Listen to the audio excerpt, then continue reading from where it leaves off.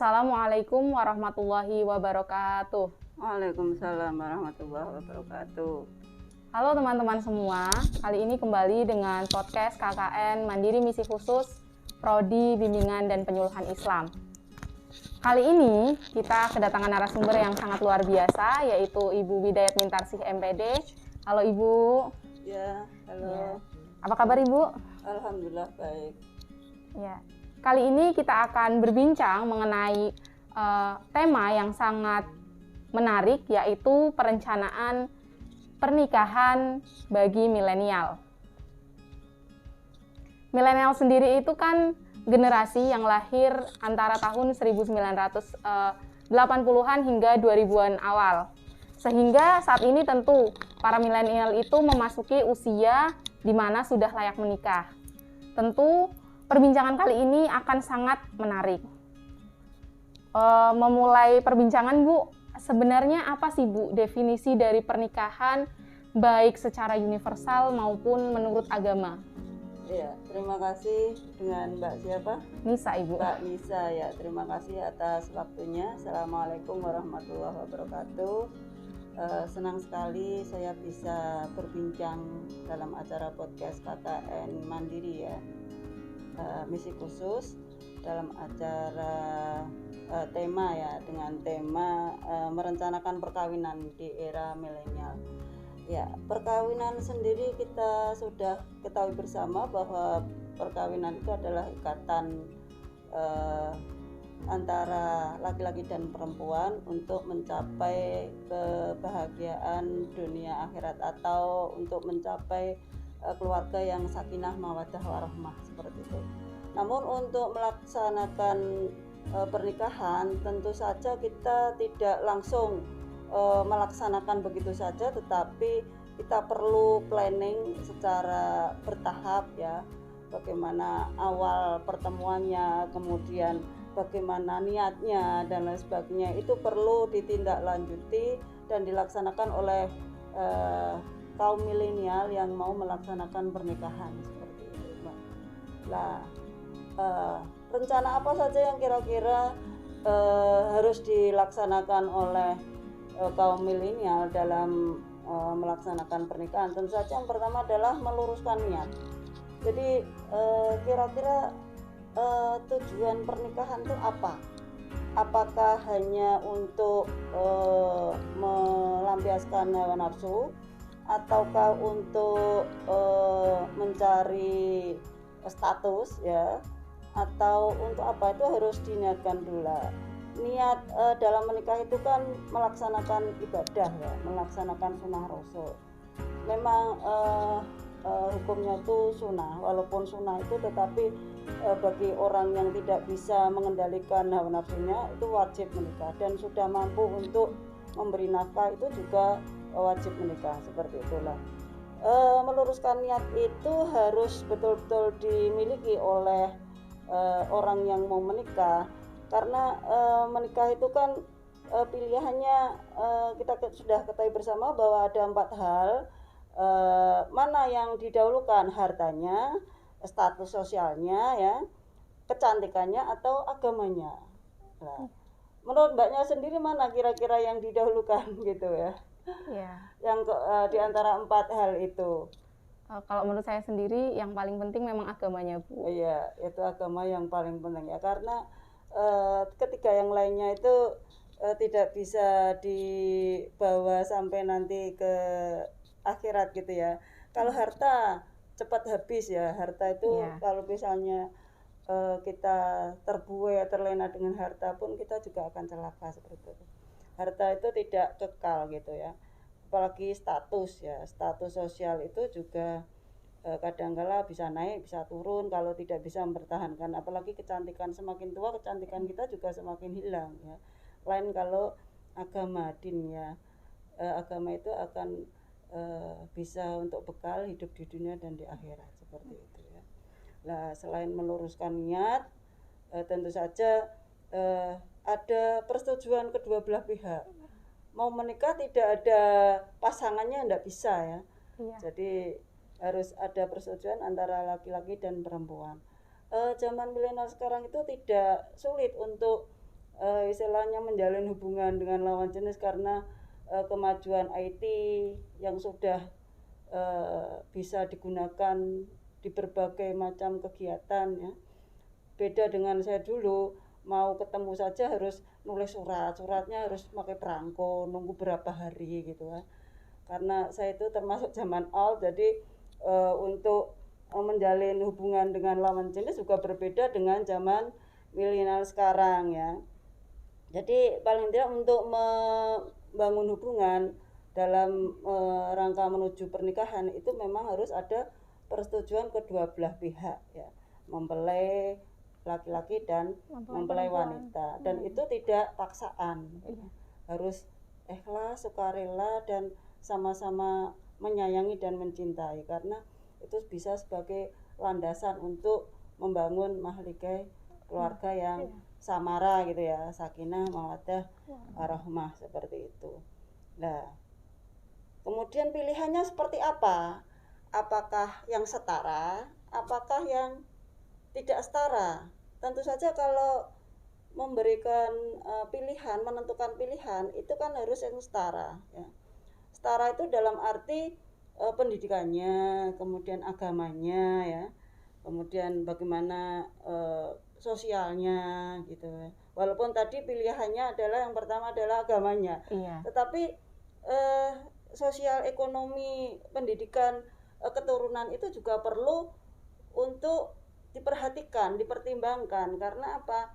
Jika ada kesetaraan itu kedua pihak, belah pihak baik laki-laki maupun perempuan itu cepat bisa menyesuaikan diri, karena menyatukan dua budaya yang berbeda, dua kebiasaan yang berbeda itu kan sangat sulit sekali ya. Pada waktu pacaran kita enjoy saja, kita memperlihatkan kebaikan-kebaikan saja, tetapi ketika sudah menikah sebulan itu sudah akan kelihatan aslinya gitu ya. Maka dari itu kalau memilih pasangan, pilihlah yang setara. Itu menurut saya ya. Yang setara artinya apa? Pendidikannya misalnya Anda S1 ya paling tidak ya S1, S2 itu agak setara ya. Kemudian sosialnya bagaimana, apa sosialita apa tidak ya gitu ya. Kalau misalnya sederhana, kegiatan sosialnya bagaimana, kemudian pendidikannya, ekonominya ya. Kalau misalnya tidak setara, memang kita harus betul-betul istilah menyesuaikan dirinya itu lebih berat daripada yang setara. Kalau diajak diskusi biar nyambung gitu ya. Kalau diajak bincang-bincang tentang apa, tentang berbagai hal itu bisa istilahnya langsung bisa mengikuti. Kalau tidak setara ya kita akan sulit untuk mendiskusikan berbagai macam hal ya yang diperlukan dalam membina rumah tangga seperti itu. Nah, planning selanjutnya apalagi gitu ya, Mbak? Planning selanjutnya ya kita harus mematuhi undang-undang perkawinan ya, bahwa menikah itu minimal ya usia 21 tahun begitu. Kalau 21 tahun itu kan sudah lulus sarjana ya. Jadi kesiapan baik fisik, psikologis maupun penataan emosi itu juga bisa lebih matang ya. Kalau ada problem-problem yang misalnya menimpa kita setelah menikah itu paling tidak bisa diselesaikan, bisa dipecahkan bersama dengan rasional ya. Harus imbang antara rasional dan emosi. Tidak boleh emosi yang melebihi rasional ya. Kalau emosi yang melebihi rasional itu artinya kita marah. Kalau marah itu ya tidak bisa menyelesaikan masalah secara jernih seperti itu ya. Itu beberapa rencana yang harus istilahnya dimiliki oleh kaum milenial ketika mau menikah. Sebenarnya masih banyak hal lain sih Mbak yang harus dipersiapkan kaum milenial ketika mau melaksanakan pernikahan ya. Jadi bagaimana prosesnya nanti ketika kita sudah menentukan pilihan ya, bagaimana istilahnya mengikat, meminang ya, mengawali dengan khitbah itu seperti apa. Nah, mengikatnya itu juga butuh biaya ya, Perencanaan, butuh iya. biaya bagaimana istilahnya dua keluarga ini bisa mengawali untuk menjadi satu gitu ya, melaksanakan silaturahmi, kemudian bagaimana meminang, apa yang harus dibawa ya, kemudian maharnya apa, itu kan harus dibicarakan. Banyak sekali hal-hal di luar sana menurut pengamatan dan pengalaman itu ya, ada pihak perempuan yang menuntut mahar yang sesuai dengan budayanya, misalnya perlengkapan kamar dengan lengkap misalnya. Kalau kamar itu ya macam-macam, ada spring bed, ada toilet ya, ada apalagi almari mungkin ya, dan lain sebagainya. Belum lagi Uang make mahar up, itu, Bu, uang yang mahar sampai ya, ratusan juta. sampai ratusan juta. Itu kan juga budaya-budaya seperti itu kalau tidak dibicarakan secara baik maka akan memberatkan salah satu pihak gitu ya. Nah, ketika mahar itu nanti disepakati atau disesuaikan dengan budaya, harus dibicarakan dan dimusyawarahkan dengan baik oleh kedua belah pihak, biar nanti akhir kemudian ketika sudah melaksanakan perkawinan atau pernikahan itu tidak ada yang merasa dirugikan gitu ya. Akibat setelah menikah itu terus kemudian hutangnya banyak, lah itu kan juga harus diperhatikan seperti itu. Nah, kemudian bagaimana nanti ketika saatnya untuk ijab kabul misalnya ya, apakah mau adakan acara pesta yang sederhana atau mewah, atau yang penting sah ya, kemudian mau mengundang tamu berapa ya, menyebar undangan berapa, itu juga harus diperhatikan seperti itu ya. Jadi merencanakan pernikahan itu kelihatannya sederhana, tetapi kalau betul-betul direncanakan ya tidak ada kesulitannya, tinggal bagaimana kondisi ekonomi kita ya menyesuaikan apa ingin melaksanakan pesta dengan meriah seperti itu ya, karena namanya budaya itu juga sangat berpengaruh terhadap pelaksanaan proses pernikahan ya. Tinggal bagaimana kita mensikapi, apalagi zaman milenial sekarang itu banyak acara-acara yang di berlomba-lomba kemewahan, ya, dimewah-mewahkan atau berlomba-lomba untuk menuju kemewahan ya, karena apa, di syuting kemudian di share di YouTube ya, bagaimana follower dalam menanggapi dan like ya, subscribe dan lain sebagainya, itu kadang-kala juga ada kepentingannya di situ, sehingga pesta pernikahan itu kalau tidak dibuat mewah itu biasanya ada yang kurang seperti itu. Beda dengan zaman saya dulu ya, sudah berbeda jauh seperti itu ya. Zaman old dan zaman milenial sudah memang sudah jauh berbeda seperti itu. Ya Ibu, terkait tadi ya Bu, menarik ketika milenial berlomba-lomba mewah-mewahan, kemudian mengupload ke media sosial. Itu kan kemudian menarik gitu ya Bu, bagi milenial lain yang ingin menikah, kayaknya wah kalau nggak kayak gitu nggak keren gitu. Terus juga banyak milenial sekarang yang kemudian mengupload keromantisan di media sosial Ibu. Kadang-kadang yang belum gitu ya, belum menikah, melihat itu kan kepengen ya Bu, padahal mentalnya belum siap seperti itu.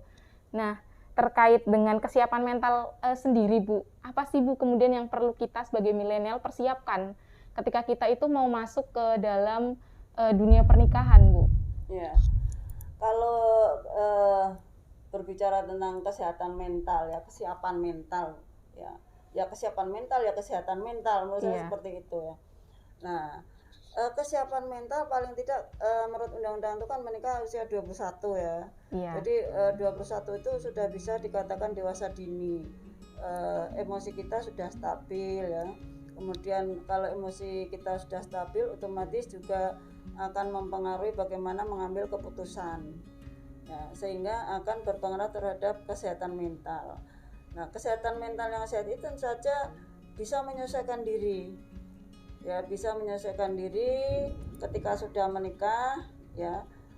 Istilahnya memadukan dua pribadi yang berbeda, memadukan dua keluarga yang berbeda budayanya, itu harus betul-betul bisa dipahami, dimengerti, dan bisa menyesuaikan diri dengan lingkungan barunya. Yang tadinya misalnya tidak bisa bangun pagi karena sudah menikah ya. Nah, kesiapan mentalnya itu harus siap untuk bangun pagi ya. Bangun pagi menyiapkan sarapan untuk suami misalnya, karena bagaimanapun tugas seorang istri itu ya gender sudah di mana-mana, tetapi pelaksanaan realnya itu ya tetap di dapur juga pekerjaannya ya. Selain karir juga di dapur, merawat anak dan sebagainya. Nah, itu juga harus siap ya. Kemudian mau tinggal di mana setelah menikah, apa mau di kontrakan atau di mertua indah ya, atau di mana itu. Jadi itu juga harus siap mental. Ketika ekonomi suami misalnya sudah bisa memenuhi ya, tetapi kalau istri tidak bisa mengelola uang dengan baik, juga itu nanti akan mengganggu istilahnya mengganggu kondisi dirinya, karena sebelum menikah dia sudah terbiasa terpenuhi semua kebutuhannya, tetapi kalau ketika menikah dia harus bisa menyesuaikan diri. Ini juga ada hubungannya dengan kesehatan mental ya.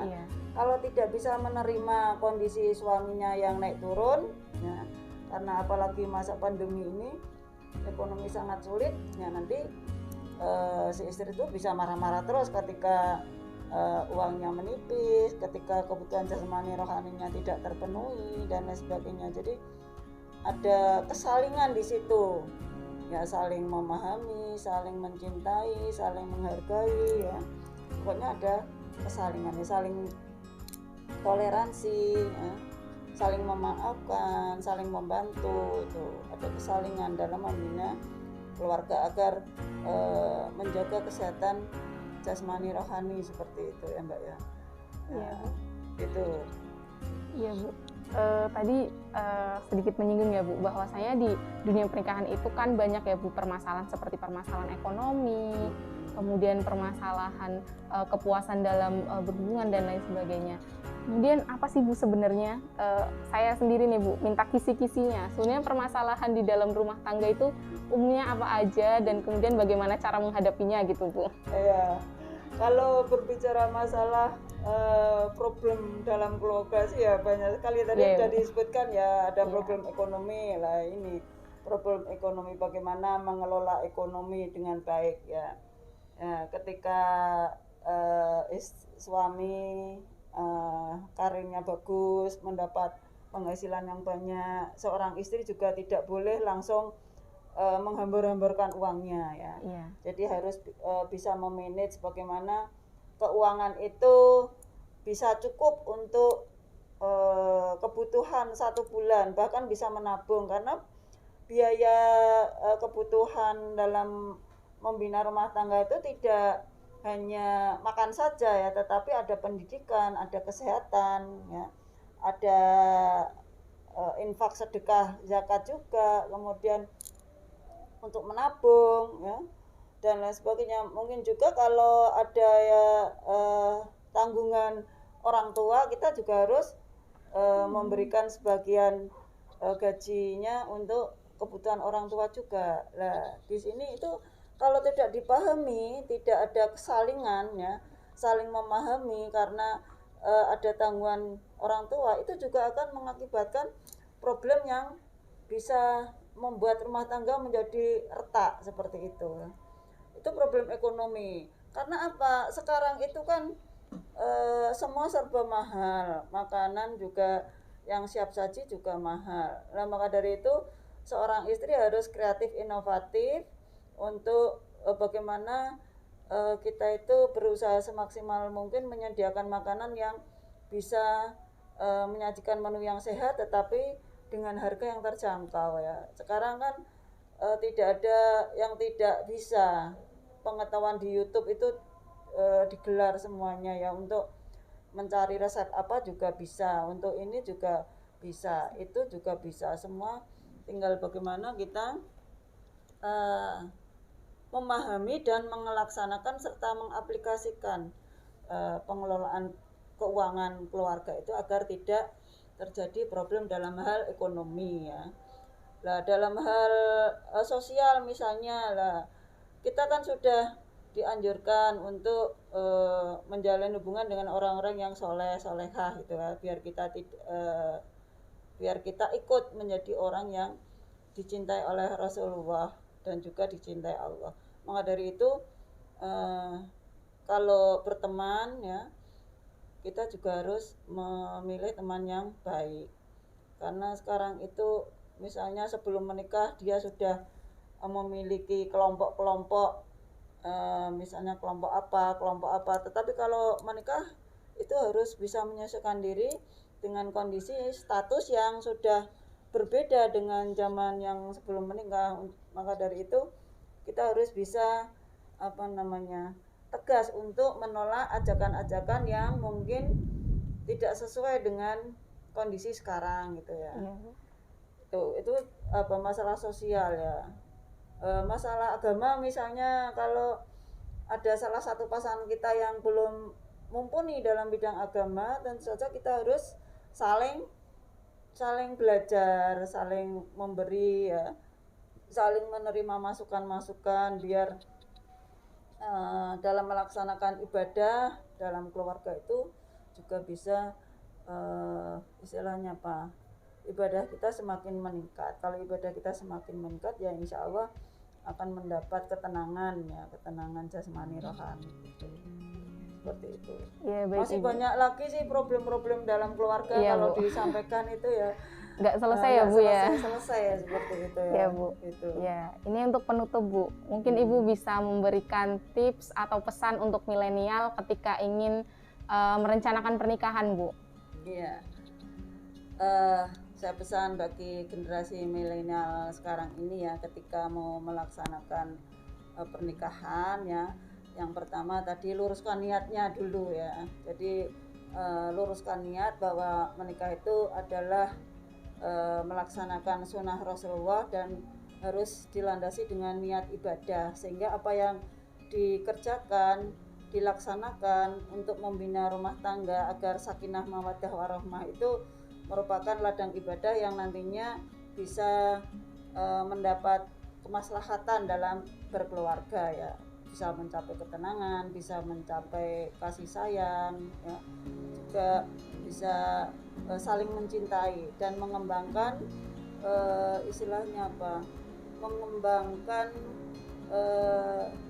sikap yang saling toleransi, bekerja sama, saling menghormati, dan akhirnya nanti bisa mencapai keluarga yang sakinah mawaddah warahmah seperti itu ya.